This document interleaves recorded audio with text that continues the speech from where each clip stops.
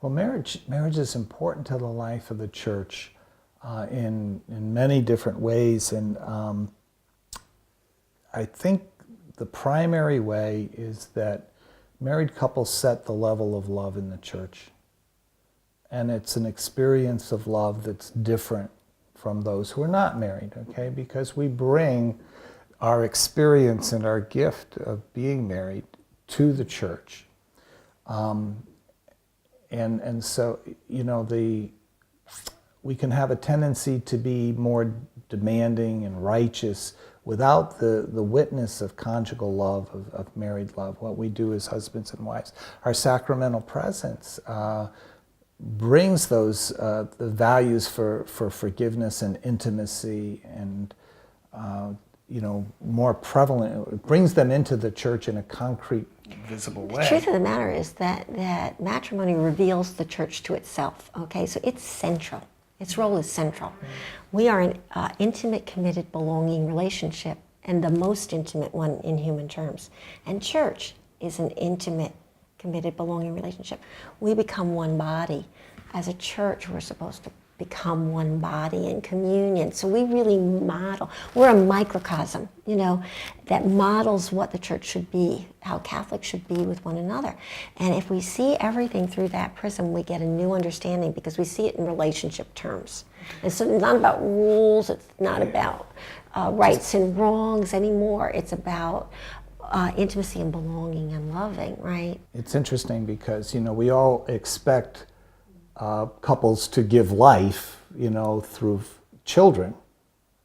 But the reality is that the church is intended to give life, you know, and so we should be looking at how the church is giving life, because, you know, we look at the life-giving nature of the family and the couple, and it reveals the church to itself. So our role, okay, is to, you know, to reveal to those around us in the community how Christ loves the church by the way we love one another, okay? So if we are just kind of getting along, then we are saying that Christ just gets along with us.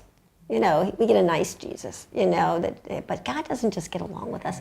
God is passionately in love with us. So when the church is filled with passionately in love couples, then we understand what that love is like. A cute little kind of thing that we do is that every once in a while, you know, Ronnie will say to me, "Thank you for loving me." And I always say, "Oh, I couldn't help myself," right? And I'll say that to him, and he'll say, couldn't help myself." But that's the way God is with us. You know, that's how he loves us. And unless we see that in human terms, we don't understand it, right? So we really reveal the kind of over-the-top in love passion he has for us. So I think you've really answered the role of married couples in the mission of the church. Do you have more that you want to say on that? Because I'll ask the question. I do. Let me think. There was something else I wanted to say there. So I'll ask the question. The last thing I wanted to say. Let me ask the question.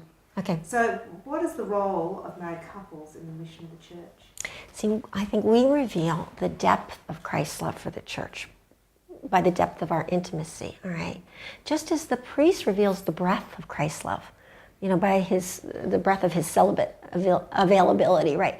The problem, and so together, we actually really get a clearer picture of the way that Christ loves the church, right?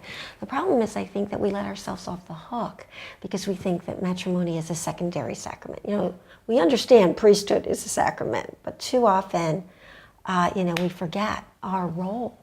And so then it becomes just about us. Well, if it's just about us, we're going to let ourselves off the hook, right?